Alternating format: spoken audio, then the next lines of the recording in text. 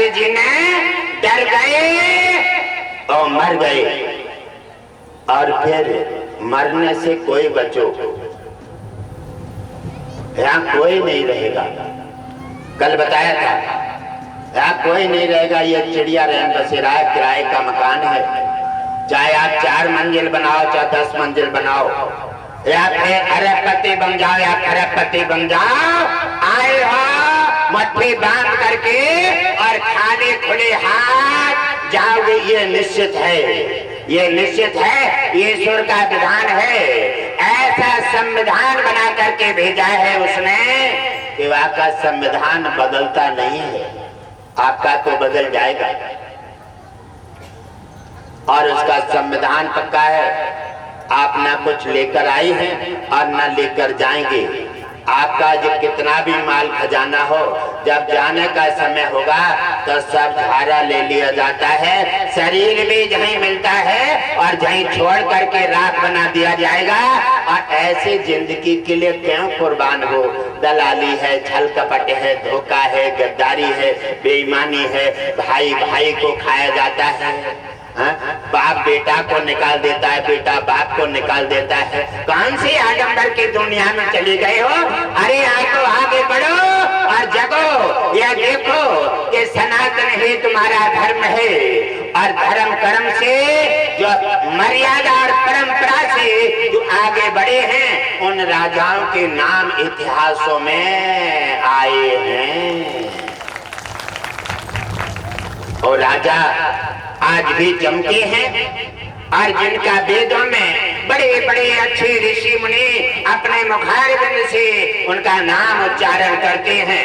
तो मेरे प्रिय परिवारजनों और राजा महाराजा बड़े धन्ना सेठ हुए और बड़े बड़े आतंकवादी और बड़े बड़े दुष्टाचारी हुए। रावण और कंस जैसे जिनके नाम निशान धरती से मिट गए। ईश्वर कहता है कि बढ़ाना भी उठाना मेरा काम है, और जब वो अपना धर्म और कर्म दोनों मिला देता है तो फिर मिट्टी में मिलाना भी मेरा काम है। इसका मतलब है हम और आप खाली आडंबर कर रहे हैं और जब खाली घूम रहे हैं, लगता है आपको अभी लगता है कि मेरे पास 1000 बीघा जमीन है और 5 मंजिल मकान है, मेरे से बड़ा कोई नहीं है। अरे चुप रहो, चुप रहो। बाद में देखो जाएगा तुम्हारो 5 मंजिल को मकान और 1000 बीघा जमीन। जा दिन शमशान में, जा दिन एक गरीब भी वहीं जलेगा और तुम भी वहीं जलोगे, वहां कुछ नहीं बचेगा। इसलिए तुम्हारा सब कुछ देख लिया जाएगा। इसलिए थाम लो अपनी जिंदगी के लिए, थाम लो अपने दामन के लिए और समझ जाओ। अगर हो सके तो आप अपने सनातन और धर्म की रक्षा के लिए और अपने देश और धर्म के जज्बात के लिए आए हैं। भगवान विष्णु ने धरती पर भेजा है। अगर समझ पाओ तो समझ लो प्यारे, वरना क्या होने वाला है ये देख लोगे। एक ऋषिराज निकले चले जा रहे हैं, रास्ता से कहीं से भ्रमण करके आ रहे हैं और एक राजा अपनी सेना को लेकर के जा रहे हैं और देखा ये महात्मा लगता है पैसा वाला है। और पैसे वाले को देख करके लुटेरे खड़े हो जाते हैं और देखा अपना नहीं गया और अपना सेना को आगे बढ़ा दिया। जाओ बाबा से कर लेकर आओ। और जब आगे बढ़ गए कहने लगे बाबा, कहने लगे बाबा वाला यहाँ से कौन आ रहा है? आइए बच्चा, इतने तेज क्यों चीख रहे हो? अरे बाबा, हमारा तो काम है तेज चीखना, और जिसके सामने बैलेंस बना के जाएंगे तभी पैसा निकल के ऊपर आ जाएगा। बोले हो ये क्या है? बच्चा पैसे का क्या करेगा? अरे तुझे खाना खाने को ईश्वर ने दे दिया है, रहने को मकान दे दिया है, और फिर पैसे का क्या करेगा? कहने लगे बाबा मुझे पता नहीं है, और वो राजा खड़े हैं अपनी टोली ले, आप उनसे पूछ लो। उन्होंने क्या मंगाया है? बोले कर मंगाया है। बोले ये क्या होता है? अरे बाबा ये भी नहीं जानते हैं। कहने लगे हम नहीं जानते, हम जानना चाहते हैं। कहने लगे ये कर है, पैसा दे दो वरना राजा तुम्हें कोई न कोई झंझट लगा देगा। कहने लगे बात तो ठीक है। राजा के पास साम दाम दंड भेद चारों नीति हैं और कहीं न कहीं उलझा देगा। खैर बात तो ठीक है, अब तेरी भी बात मुझे मानना पड़ेगी, लेकिन चल ठीक है, और जो मेरे पास है वो दे देता हूँ। उन्होंने कहा जो मेरे पास है वो दे देता हूँ। अरे क्या है बाबा तुम्हारे पास? अरे ठहर जा, इतनी जल्दी क्यों कर रहा है? और निकाला, झोली खोलते हैं और झोली में सुई और धागा निकाला, सुई और धागा निकाल के और दे दिया, ले जा। देख रहा है सामने वाला ये बाबा को क्या हो गया है? मैं कर मांग रहा हूँ और ये सुई धागा दे रहा है। अरे क्या देख रहा है इसको? अरे ये बहुत कीमती चीज है बच्चा। कीमती? हाँ, कपड़ा फट जाए रास्ता में इसे सिल दो, अगर शरीर फट जाए तो इसे सिल दो, और राजा के बहुत काम आएगा, क्योंकि राजा अंधा हो गया दौलत में।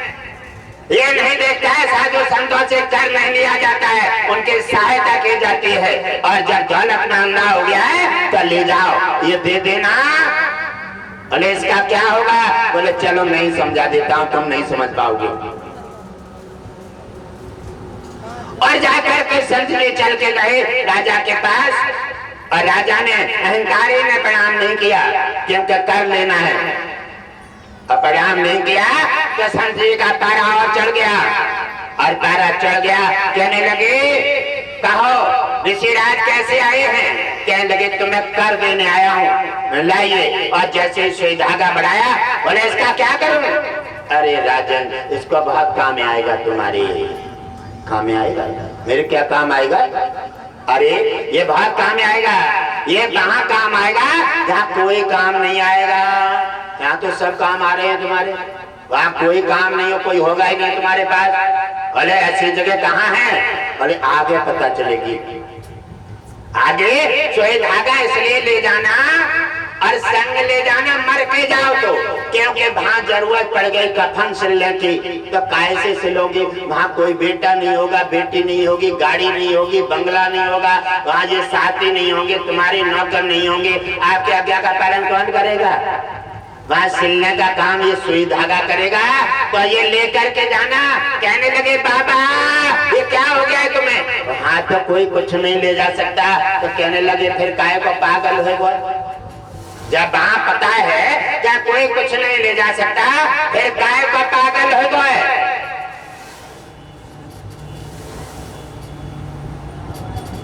जो नाना प्रकार के अपराध करके और संपत्ति को इकट्ठा कर रहा है, आज जो तुझे पता है क्या कौड़ी लेके नहीं जाएगा, और फिर साधु संत धर्म और मंदिर कोई नहीं छोड़ेगा कर लेने में, अंधा हो गया है। एकदम राजा ने सोचा कि ऋषिराज ने बात तो बिल्कुल सही कहा है, और रो करके राजा और ऋषिराज के पैरों में आ गया, और पैरों में आ जाता है। ऋषिराज ने उठाया कि तुझे अकल आ गई, आज ही तो अच्छी बात है, अब तेरा जीवन बच जाएगा और सुई धागा लेके नहीं जाएगा। कहने लगे गुरुदेव हमें क्षमा कर दीजिए, आज आपने हमें ऐसे समय पर हमें शिक्षा दे करके हमारा जो हमारे जीवन में जो विकास दिया है, ये ही साधु संत महापुरुषों का काम है। क्या कोई माया में टूट जाए, कोई उलझ जाए, कोई अपराध करने लगे तो तत्काल उसको राहत दे करके और उसे मार्ग दे करके उसका कल्याण करना चाहिए। इसीलिए साधु संत भगवान विष्णु साधु संत रूप में धरती पर पधार जाते हैं। इसलिए भगवान विष्णु ने भी आकर के धरती पर साधु संतों का आदर किया है, मान किया है, पैर धोकर पंचामृत लिए हैं और साधु ब्राह्मणों के आरती उतार करके आदर करके और गुरुजनों के मान उनका सम्मान बढ़ा करके उनका आदर किया।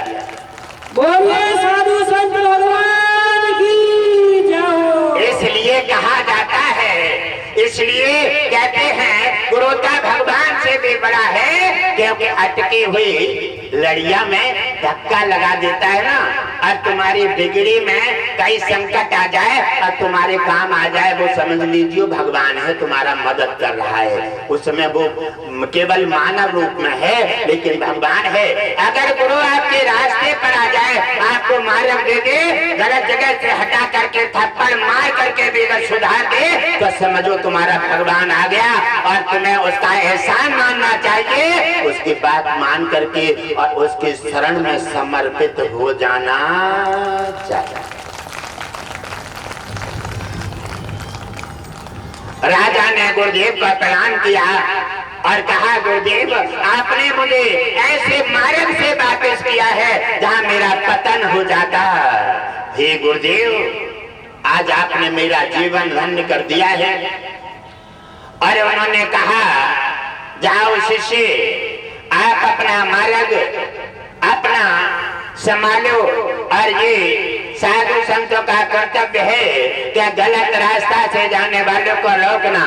उसे संकट भी देते हैं, डांटते भी हैं और उसे पिचकारते भी हैं और उसे मार्ग में उसका रोड़ा बन करके उसे अच्छी जगह पे लाने का प्रयास करते हैं। इसलिए बने हैं साधु, और साधु संतों का जन्म इसलिए धरती पर होता है